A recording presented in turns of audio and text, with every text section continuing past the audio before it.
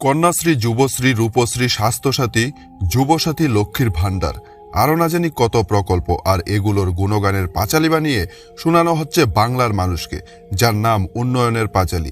কিন্তু বাস্তবে পশ্চিমবঙ্গের অর্থনীতি যে ধ্বংসের মুখে, তা কি আপনারা জানেন? 1960 সালে যেই পশ্চিমবঙ্গ সমগ্র ভারতবর্ষের জিডিপিতে 10.5% অংশীদারিত্ব নিয়ে তৃতীয় স্থানে ছিল, কিন্তু আজ সেই বাংলা ভারতের জিডিপিতে মাত্র 5% অংশীদারিত্ব নিয়ে 22তম স্থানে নেমে এসেছে। যেই কলকাতা শহর একসময় সমগ্র ভারতবর্ষের মধ্যে ইন্ডাস্ট্রিয়াল পাওয়ার হাউস ছিল, সেই কলকাতা শহরেই আজ একটাও বড় ইন্ডাস্ট্রি নেই। ভিখারি ও পরিযায়ী শ্রমিকের সংখ্যার দিক দিয়ে পশ্চিমবঙ্গ বর্তমানে দেশের সর্বোচ্চ স্থান দখল করে রেখেছে। একসময় দেশের অন্যান্য রাজ্যের মানুষ চাকরির সন্ধানে বাংলায় আসত। শিল্প, শিক্ষা ও কর্মসংস্থানের জন্য বাংলা ছিল এক অনন্য গন্তব্য। অথচ আজ সেই বাংলাতেই বেকারত্বের সংখ্যা সব থেকে বেশি। রাজ্যের শিক্ষিত যুবসমাজ চাকরির সন্ধানে বাধ্য হয়ে পাড়ি জমাচ্ছে কর্ণাটক, মহারাষ্ট্র ও গুজরাটের মতন রাজ্যগুলোতে, আর বাকিরা রাজমিস্ত্রি বা দিনমজুরি কাজের খোঁজে পাড়ি জমাচ্ছে কেরালা ও দিল্লি, মুম্বাইয়ের মতন বড় শহরগুলোতে। বর্তমানে পশ্চিমবঙ্গ সরকারের মোট ঋণের পরিমাণ 7,72,000 কোটি টাকা। সেই হিসেবে রাজ্যের শিশু থেকে বয়স্ক সবার মাথাপিছু ঋণের পরিমাণ 77,000 টাকা। আর এমন পরিস্থিতিতে রাজ্যের শাসক দলের নেতা মন্ত্রীরা গর্ব করে বলছেন পশ্চিমবঙ্গে নাকি উন্নয়নের জোয়ার বইছে, কিন্তু বাস্তবতা সম্পূর্ণ আলাদা। 2024-25 অর্থ বছরে দেশের অন্যতম গরিব রাজ্য বিহারের আর্থিক প্রবৃদ্ধির হার পশ্চিমবঙ্গের তুলনায় অনেক বেশি ছিল। এমনকি বিভিন্ন রিপোর্ট অনুযায়ী আগামী 10 বছরের মধ্যে গরিব রাজ্য বিহার আর্থিক দিক থেকে পশ্চিমবঙ্গকে ওভারটেক করবে। প্রতিবার বিশ্ব বাণিজ্য সম্মেলন করে মুখ্যমন্ত্রী ঘোষণা করেন রাজ্যে কয়েক লক্ষ কোটি টাকার বিনিয়োগ আসবে, বেকারত্ব কমে যাবে। গত 15 বছরে নাকি সর্বমোট 19 লক্ষ কোটি টাকার বিনিয়োগ প্রস্তাব এসেছে, যার মধ্যে কয়েক লক্ষ কোটি টাকা নাকি বিনিয়োগও হয়ে গিয়েছে। কিন্তু বন্ধুরা, বাস্তবে বিনিয়োগ তো দূরের কথা। 2019 থেকে 2024 সালের মধ্যে প্রায় 2,500 কোম্পানি পশ্চিমবঙ্গ ছেড়ে অন্য রাজ্যে চলে গিয়েছে, যার মধ্যে 40টি স্টক মার্কেট লিস্টেড বড় কোম্পানি ছিল। সত্যি কথা বলতে, ঋণ নিয়ে প্রকল্প চালানোর আড়ালে পশ্চিমবঙ্গের অর্থনীতি যে কতটা পঙ্গু, সেটার বাস্তবিক ডেটা দেখলে অবাক হতে বাধ্য হবেন। তাই 25 বছরের কংগ্রেস শাসন, দীর্ঘ 34 বছরের বামফ্রন্ট শাসন এবং তৃণমূলের 15 বছরের শাসনকালের মধ্যে কার আমলে বাংলার অর্থনীতি কতটা ক্ষতিগ্রস্ত হয়েছে তা তথ্য সহ জানার চেষ্টা করব আজকের ভিডিওতে। তাই বন্ধুরা, ভিডিওটি সম্পূর্ণ দেখার অনুরোধ রইল।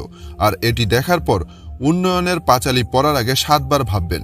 বন্ধুরা, এক সময় সমৃদ্ধ বাংলা কিভাবে ধীরে ধীরে একটি কাঙ্গাল রাজ্যে পরিণত হলো, কারা এর জন্য দায়ী, এই সব কিছুর বিস্তারিত জানতে হলে আমাদেরকে সময়ে অনেকটাই পেছনে যেতে হবে।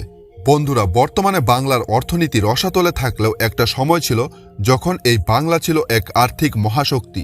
সেই সময় পৃথিবীর যে কোনো সমৃদ্ধ অঞ্চলের অর্থনীতিকে সমান সমান টক্কর দেওয়ার ক্ষমতা রাখত এই বাংলা। ভারতের বাণিজ্যিক সমৃদ্ধি ও স্বর্ণযুগের সবচেয়ে উজ্জ্বলতম প্রতিফলন দেখা যেত এই বাংলাতেই। গঙ্গা ও ব্রহ্মপুত্রের অববাহিকায় অবস্থিত উর্বর ভূভাগ বাংলাকে পরিণত করেছিল কৃষি, বাণিজ্য ও শিল্পের এক অনন্য কেন্দ্রে। বাংলার কৃষিভিত্তিক বাণিজ্য ও টেক্সটাইল শিল্প ছিল বিশ্ববিখ্যাত। সেই সময় বাংলা থেকে কটন, সিল্ক ও সূক্ষ্ম হস্তশিল্প বিশ্বের নানা প্রান্তে রফতানি হতো। সম্পূর্ণ এশিয়ায় রফতানিকৃত কাঁচা সিল্কের প্রায় 80% আসত বাংলার ভূমি থেকে। ঢাকা ও সোনারগাঁওয়ের মসলিন আর মালদা ও শান্তিপুরের মলমল ইউরোপিয়ানদের কাছে ছিল বিলাসিতা ও আভিজাত্যের প্রতীক। ইউরোপের অভিজাত সমাজে এসব বস্ত্রের চাহিদা ছিল আকাশচুম্বী। 18 শতকের দিকে ভারতের মোট জিডিপি বৈশ্বিক জিডিপির 25% ছিল, যার মধ্যে সবচেয়ে বড় অবদান এসেছিল বাংলার অর্থনীতি থেকে। এই বিপুল সমৃদ্ধি বাংলাকে পরিণত করেছিল ইউরোপীয় শক্তিগুলোর লোভনীয় লক্ষ্যে। পলাশির যুদ্ধে জয়লাভের পর ব্রিটিশরা বাংলার বুকে থাকা কলকাতাকেই তাদের রাজধানী হিসেবে বেছে নিয়েছিল। এই শহর থেকেই দীর্ঘদিন পরিচালিত হয়েছে গোটা ভারতবর্ষ। দেশের প্রথম কার্যকর মেট্রো রেল, সমুদ্রবন্দর, এশিয়ার বৃহত্তম ফুলের বাজার, সব মিলিয়ে একসময় কলকাতা ও বাংলা ছিল ভারতবর্ষের অর্থনৈতিক ও রাজনৈতিক পাওয়ার হাউস। কিন্তু সময়ের সঙ্গে বাংলার সেই গৌরব কোথায় যেন হারিয়ে গেছে। আজ পরিস্থিতি এতটাই খারাপ যে মাত্র 1800 কোটি টাকা রাজস্ব আদায়ের লক্ষ্যে রাজ্যের প্রতিটি পঞ্চায়েতে একটি করে মদের দোকান খোলার সিদ্ধান্ত নিতে হচ্ছে পশ্চিমবঙ্গ সরকারকে। বেকারত্বের চাপে পড়ে রাজ্যের মুখ্যমন্ত্রী যুব সমাজকে চপ, ঘুগনি, মুড়ি বিক্রি করার পরামর্শ দিচ্ছেন। তাহলে এখন সব থেকে বড় প্রশ্ন, কেন, কবে, কিভাবে এবং কাদের ভুলে আজ সোনার বাংলার এই করুণ অবস্থা? কিভাবে একসময় সমৃদ্ধ বাংলা পরিণত হলো একটি কাঙ্গাল রাজ্যে? বাংলার এই করুণ অবস্থার সূত্রপাত ঘটে 1947 সালের দেশভাগের মধ্য দিয়ে। মোহাম্মদ আলী জিন্নার দ্বিজাতি তত্ত্বের ভিত্তিতে পাঞ্জাবের পাশাপাশি বাংলাকেও বিভক্ত করে তৈরি করা হয় আলাদা পাকিস্তান রাষ্ট্র। আর এই বিভাজনের ফলে সবচেয়ে বেশি ক্ষতিগ্রস্ত হয়েছিল বাংলার পাট শিল্প। দেশভাগের পূর্বে অবিভক্ত বাংলাতেই পাট শিল্পের সম্পূর্ণ পরিকাঠামো, জুট মিল ও কাঁচা পাটের যোগান সহজলভ্য ছিল। কিন্তু দেশভাগের পর বেশিরভাগ জুট মিল পশ্চিমবঙ্গের ভাগে পড়লেও 75% কাঁচা পাট চলে যায় পাকিস্তানের অধীনে। সেই সময় কলকাতার মোট জনসংখ্যার 15% মানুষ প্রত্যক্ষ ও পরোক্ষভাবে পাট শিল্পের উপর নির্ভরশীল ছিল। আর এই সুযোগকে কাজে লাগায় পাকিস্তান। তারা পশ্চিমবঙ্গের পাট শিল্পকে ধ্বংস করার জন্য কাঁচামালের সাপ্লাই কমিয়ে দিয়ে রফতানিকৃত কাঁচামালের উপর কয়েক গুণ শুল্ক আরোপ করে। ফলস্বরূপ পশ্চিমবঙ্গের জুট মিলগুলোতে কাঁচা পাটের সংকট দেখা দেয়, যে কারণে মাত্র 1 বছরের মধ্যেই কলকাতার 5টি বড় জুট মিল সহ বাংলার আরও অনেকগুলো জুট মিল একসঙ্গে বন্ধ হয়ে যায়, যার ফলে কয়েক লক্ষ মানুষ কর্মহীন হয়ে পড়েন। এর পাশাপাশি দেশভাগের পর পূর্ব পাকিস্তানে ধর্মীয় নিপীড়নের কারণে প্রায় 58 লক্ষ হিন্দু শরণার্থী পশ্চিমবঙ্গে এসে আশ্রয় নেন। এর ফলে রাজ্যের অর্থনীতির উপর প্রবল চাপ সৃষ্টি হয়। এত কিছুর পরেও পশ্চিমবঙ্গ এই সমস্ত ধাক্কা সামলে নিতে সক্ষম হয়। এমনকি এত সংকটের মধ্যেও তখনও দেশের অন্যান্য রাজ্যের তুলনায় পশ্চিমবঙ্গের অর্থনীতি বেশ ভালো অবস্থানে ছিল। 1947 সাল থেকে 1958 সালের মধ্যে পশ্চিমবঙ্গে একের পর এক নতুন শিল্প গড়ে ওঠে। এই সময়ে দেশের মোট শিল্প উৎপাদনের 30% ছিল পশ্চিমবঙ্গের অবদান। এমনকি 1961 সাল পর্যন্ত ভারতের মোট জিডিপিতে পশ্চিমবঙ্গের অংশীদারিত্ব ছিল 10.5%। মাথাপিছু আয়ের ক্ষেত্রেও 1991 সাল পর্যন্ত পশ্চিমবঙ্গের অবস্থান ছিল অত্যন্ত শক্তিশালী। এই সময় বাংলার মানুষের মাথাপিছু আয় মহারাষ্ট্রের থেকেও বেশি ছিল। কিন্তু পশ্চিমবঙ্গের নোংরা রাজনীতি এবং তৎকালীন কংগ্রেস নেতৃত্বাধীন কেন্দ্রীয় সরকারের কিছু ভুল নীতির কারণে বাংলার অর্থনীতি তলানিতে পৌঁছাতে শুরু করে। স্বাধীনতার পর কেন্দ্র ও পশ্চিমবঙ্গ উভয় জায়গাতেই কংগ্রেস নেতৃত্বাধীন সরকার ক্ষমতায় ছিল, কিন্তু এই ডবল ইঞ্জিন সরকার বাংলার অর্থনীতির পক্ষে বিশেষ সহায়ক হয়নি। স্বাধীনতার পর নেহরুর মন্ত্রিসভা রাজস্ব ও বাণিজ্য নীতিতে একাধিক পরিবর্তন আনে, যার সরাসরি প্রভাব পড়ে বাংলার পাট শিল্পের উপর। পাট ছিল তৎকালীন ভারতের অন্যতম বৃহৎ রফতানি পণ্য এবং এর সিংহভাগ উৎপাদন ও প্রক্রিয়াকরণ হতো পশ্চিমবঙ্গে। কিন্তু কেন্দ্রীয় সরকার পাট রফতানির উপর শুল্ক বৃদ্ধি করে এবং রফতানি থেকে প্রাপ্ত বৈদেশিক মুদ্রার ক্ষেত্রে বাংলার প্রাপ্য অংশ কমিয়ে দেয়।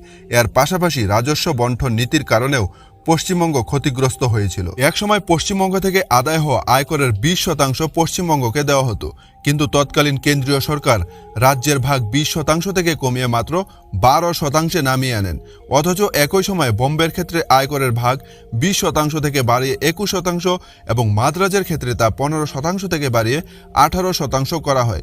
এছাড়া দেশভাগের পর পূর্ব ও পশ্চিম পাকিস্তানের সীমান্তবর্তী রাজ্যগুলোতে শরণার্থী সমস্যার মোকাবিলার জন্য যে বিশেষ প্যাকেজ বরাদ্দ করা হতো, সেখানেও পশ্চিমবঙ্গকে অন্যান্য রাজ্যগুলোর তুলনায় কম বরাদ্দ দেওয়া হয়। এই ধারাবাহিক বঞ্চনার জন্যই তৎকালীন মুখ্যমন্ত্রী বিধানচন্দ্র রায় নিজের দলেরই প্রধানমন্ত্রী নেহরুকে চিঠি লিখে জানিয়েছিলেন যে পশ্চিমবঙ্গের সঙ্গে কেন্দ্রীয় সরকার অন্যায় করছে। আর এই প্রেক্ষাপটেই 1952 সালে কেন্দ্রীয় সরকার বহু আলোচিত ফ্রেড ইকুয়ালাইজেশন পলিসি চালু করে। এই পলিসির উদ্দেশ্য ছিল দেশের সব রাজ্যে সমানভাবে শিল্পায়ন করা। এই পলিসি অনুযায়ী শিল্পের জন্য প্রয়োজনীয় লোহা, কয়লা, বক্সাইট সহ গুরুত্বপূর্ণ খনিজ ও কাঁচামাল পরিবহনের ক্ষেত্রে সারা দেশে রেল ভাড়া সমান করে দেওয়া হয়।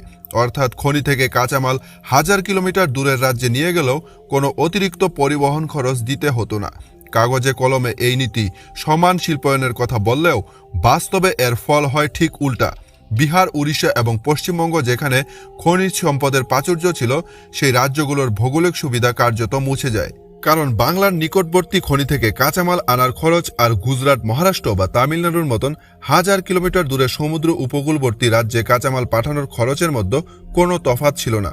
ফলস্বরূপ বেসরকারি শিল্প প্রতিষ্ঠানগুলো স্বাভাবিকভাবেই শিল্প স্থাপনের জন্য বেছে নেয় বন্দর সংলগ্ন রাজ্যগুলোকে, যেখানে আমদানি রফতানির সুবিধা, উন্নত পরিকাঠামো ও প্রশাসনিক সহায়তা বেশি ছিল। তাই বহু কারখানা বাংলা ছেড়ে গুজরাট, মহারাষ্ট্রে চলে যায়। এই পলিসি আসার আগে গুজরাট ও মহারাষ্ট্র মিলে যতগুলো ইন্ডাস্ট্রি ছিল, তার থেকে বেশি কলকারখানা ছিল আমাদের বাংলায়। কিন্তু এই পলিসি আসার পর 1956 থেকে 57 সালের মধ্যে মহারাষ্ট্র ও গুজরাটে যতগুলো নতুন শিল্প গড়ে উঠেছিল, বাংলায় তার অর্ধেকেরও কম শিল্প গড়ে উঠেছিল। আর এই কারণেই 1947 সালে যেখানে গোটা ভারতে মোট শিল্প উৎপাদনের 29% বাংলা থেকেই আসতো, তা 1957 সালের মধ্যেই ধীরে ধীরে মাত্র 17% নেমে আসে। এছাড়া 1952 সালে তৎকালীন নেহেরু সরকার সারা দেশে শিল্প স্থাপনের জন্য লাইসেন্স নীতি চালু করে। এই নীতি অনুযায়ী যে কোনো রাজ্যে বেসরকারি কলকারখানা স্থাপনের জন্য কেন্দ্রের তরফ থেকে লাইসেন্স নেওয়া বাধ্যতামূলক ছিল, যা 1991 সাল পর্যন্ত স্থায়ী ছিল। আর অনেকেই অভিযোগ করেন এই লাইসেন্স রাজের কারণে বাংলা বৈষম্যের শিকার হয়েছিল। একটি সরকারি কমিটির রিপোর্ট অনুযায়ী 1956-57 অর্থ বছরে মহারাষ্ট্রে কারখানা স্থাপনের জন্য কেন্দ্রের তরফ থেকে 2741টি লাইসেন্স দেওয়া হয়, কিন্তু একই সময় পশ্চিমবঙ্গ পেয়েছিল মাত্র 1649টি লাইসেন্স। এত সমস্যার পরেও পশ্চিমবঙ্গের অর্থনীতি বেশ ভালোই ছিল। কিন্তু 1962 সালের ভারত চীন যুদ্ধ এবং 1965 এবং 71 সালের ভারত পাকিস্তান যুদ্ধ বাংলার অর্থনীতিতে গভীর প্রভাব ফেলে। এই ধারাবাহিক যুদ্ধগুলোর কারণে কেন্দ্রীয় সরকারকে বাজেটে বড় ধরনের পরিবর্তন আনতে হয়। দেশের প্রতিরক্ষা শক্তি বৃদ্ধি করার জন্য ডিফেন্স বাজেট উল্লেখযোগ্যভাবে বাড়ানো হয়। ফলস্বরূপ রেল, রাস্তা, সেতু, বাঁধ ইত্যাদি অবকাঠামো উন্নয়ন খাতে বরাদ্দ কমে যায়। সেই সময় বাংলার জনসংখ্যার একটা বড় অংশ ইঞ্জিনিয়ারিং সেক্টরে জব করত এবং রাজ্যের অর্থনীতি অনেকাংশেই এই খাতের উপর নির্ভরশীল ছিল। হাওড়া ছিল ইঞ্জিনিয়ারিং শিল্পের একটি গুরুত্বপূর্ণ কেন্দ্র। সেখানে অসংখ্য ছোট বড় ইঞ্জিনিয়ারিং ইউনিট গড়ে উঠেছিল, যারা বিভিন্ন ধরনের যন্ত্রাংশ তৈরি করে বড় শিল্প প্রতিষ্ঠানগুলোকে সরবরাহ করত। এই বড় কোম্পানিগুলোর মধ্যে ছিল অ্যান্ড্রিউল, জোসেফ ও বার্ন স্ট্যান্ডার্ড। আর এই কোম্পানিগুলোর বেশিরভাগ অর্ডার আসত ইন্ডিয়ান রেলওয়ে থেকে। কিন্তু রেল বাজেট কমে যাওয়ার কারণে ইন্ডিয়ান রেলওয়ে থেকে আসা অর্ডার প্রায় 70% কমে যায়। এর সরাসরি প্রভাব পড়েছিল বাংলার লোকাল ইঞ্জিনিয়ারিং ইউনিটগুলোর উপর। অর্ডার কমে যাওয়ার কারণে বহু কারখানা ধীরে ধীরে উৎপাদন কমিয়ে দেয় আর অনেক ক্ষেত্রেই শাটডাউন করতে বাধ্য হয়। আর এর মধ্যেই 1968 থেকে 1977 সালের মধ্যে পশ্চিমবঙ্গের রাজনীতিতে অস্থিরতা তৈরি হয়। এই সময়কালের মধ্যে রাজ্যে 4 বার নির্বাচন এবং 4 বার রাষ্ট্রপতি শাসন জারি হয়।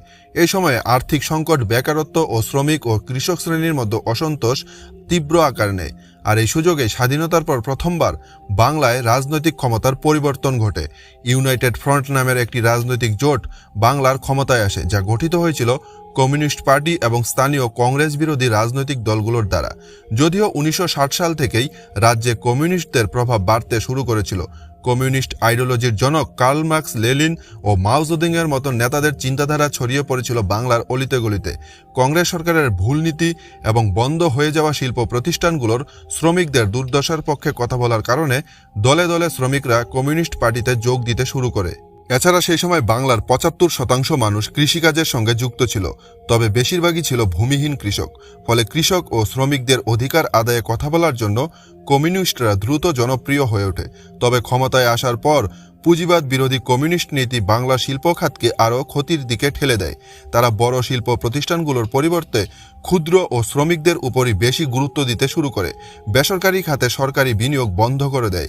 রাজ্যের ফ্যাক্টরি ও কারখানাগুলোতে বিভিন্ন ট্রেড ইউনিয়ন ও শ্রমিক সংগঠন গড়ে ওঠে, যারা মজুরি বৃদ্ধি সহ নানা যৌক্তিক অযৌক্তিক দাবি নিয়ে রীতিমতো গুন্ডামি শুরু করে। মালিক পক্ষকে ঘেরাও, হ্যারাসমেন্ট, হরতাল, ধর্মঘট ইত্যাদি যেন বাংলার প্রতিদিনের ঘটনা হয়ে দাঁড়িয়েছিল। 1969 সালে দ্বিতীয় যুক্তফ্রন্ট সরকার ক্ষমতায় আসার পর শ্রমমন্ত্রী হয়েছিলেন কৃষ্ণপদ ঘোষ। সেই সময় মাত্র 6 মাসেই রাজ্যে 551টি ধর্মঘট এবং 78টি লক আউট রেকর্ড করা হয়। এমনকি জানলে অবাক হবেন, মালিক পক্ষের ব্যক্তিদের ঘেরাও বা শ্রমিকদের ধর্মঘটের সময় পুলিশ যেন কোনো ধরনের পদক্ষেপ না নেয়, সেজন্য রাজ্য সরকারের তরফ থেকে বিশেষ নির্দেশনা জারি করা হয়েছিল। এছাড়া সেই সময় শিল্পপতিদের মাথা ব্যথার আরেকটি কারণ ছিল নকশাল আন্দোলন। কমিউনিস্ট আইডিওলজিতে বিশ্বাসী নকশালরা গরিবদের অধিকার আদায়ের নামে হিংসার আশ্রয় নেয়। এরা শিল্পপতি, জমিদার ও ফ্যাক্টরির মালিকদের প্রাণনাশের হুমকি দিয়ে লুটপাট শুরু করে। ফলস্বরূপ নতুন কোনো কোম্পানি বাংলায় বিনিয়োগ করতে রাজি ছিল না। আর যেই কোম্পানিগুলো আগে থেকেই ছিল সেগুলোর মধ্যে বেশিরভাগ বন্ধ হয়ে যায়, আর বেশ কিছু বড় কোম্পানি বাংলা ছেড়ে চলে যায় গুজরাট, মহারাষ্ট্রের মতন রাজ্যগুলোতে। আর এ সমস্ত কারণে প্রায় 5,70,000 শ্রমিক বেকারত্বের শিকার হয়েছিল। এর মধ্যেই 1971 সালে বাংলাদেশে মুক্তিযুদ্ধ শুরু হয়, যে কারণে সেখান থেকে প্রায় 1 কোটি হিন্দু শরণার্থী প্রাণ বাঁচাতে পশ্চিমবঙ্গে এসে আশ্রয় নেয়। আর এই বিশাল মানুষের আগমন বাংলার অর্থনীতিতে ব্যাপক চাপ সৃষ্টি করে। এরপর 1977 সালে আবারও বাংলার ক্ষমতায় আসে কমিউনিস্ট পার্টি। ফলস্বরূপ হরতাল, ধর্মঘট, ট্রেড ইউনিয়নের দাদাগিরি, মালিক পক্ষের সঙ্গে দুর্ব্যবহার, নকশালবাদী মুভমেন্ট চরম সীমায় পৌঁছে যায়। পরিস্থিতি এতটাই খারাপ ছিল যে বাংলায় আসা শিল্পপতিরা নতুন করে বিনিয়োগ করা তো দূরের কথা, তারা নিজেদের নিরাপত্তা নিয়েই সবসময় চিন্তিত থাকত।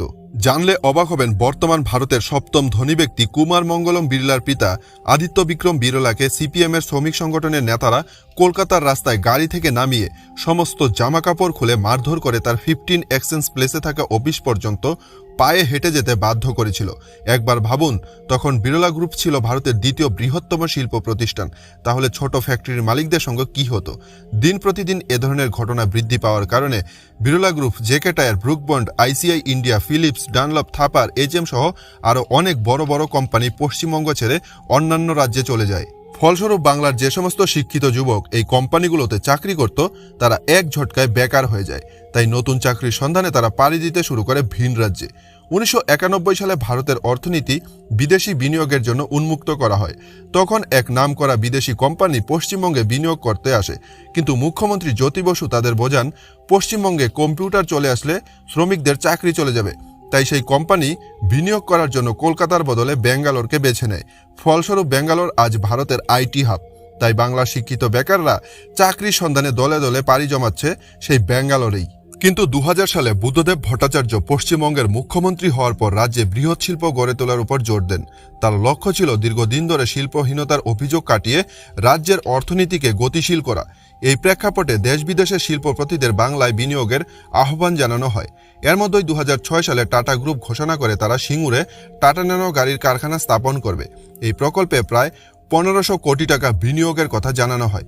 এটি ছিল স্বল্পমূল্যের গাড়ি তৈরির একটি উচ্চাকাঙ্ক্ষী উদ্যোগ। এর সাথে রতন টাটার ড্রিম প্রজেক্ট। টাটার এই উদ্যোগকে স্বাগত জানিয়ে তৎকালীন বামফ্রন্ট সরকার ফ্যাক্টরি তৈরির জন্য 997 একর জমি অধিগ্রহণ করে। আর এই জমি অধিগ্রহণ করাকে কেন্দ্র করে শুরু হয় বিতর্ক। অনেক জমির মালিক অভিযোগ করেন তাদের জমি জোরপূর্বক অধিগ্রহণ করা হয়েছে, যদিও সরকার দাবি করে 90% জমির মালিক ক্ষতিপূরণ গ্রহণ করেছিলেন। আর এই পরিস্থিতিতে এন্ট্রি হয় মমতা ব্যানার্জির। চাষিদের সঙ্গে নিয়ে তিনি আন্দোলন শুরু করেন। তিনি চাষিদের বোঝান এখানে শিল্প হলে তাদের ক্ষতি হবে। খুব দ্রুত এই আন্দোলন রাজনৈতিক গুরুত্ব পায়। আমরণ অনশনে বসেন মমতা ব্যানার্জি। তার দলের লোকেরা টাটা গো ব্যাক স্লোগান দিয়ে টাটার টায়ার জ্বালিয়ে বিক্ষোভ দেখায়। অবশেষে টাটা গ্রুপ সিঙ্গুর থেকে তাদের এই প্রকল্প সরিয়ে গুজরাটে সানন্দে নিয়ে যায়।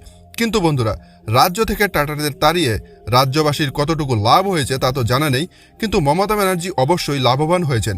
তিনি এই সিঙ্গুর আন্দোলনকেই হাতিয়ার করে 2011 সালের বিধানসভার ভোটে জিতে ক্ষমতায় এসেছেন।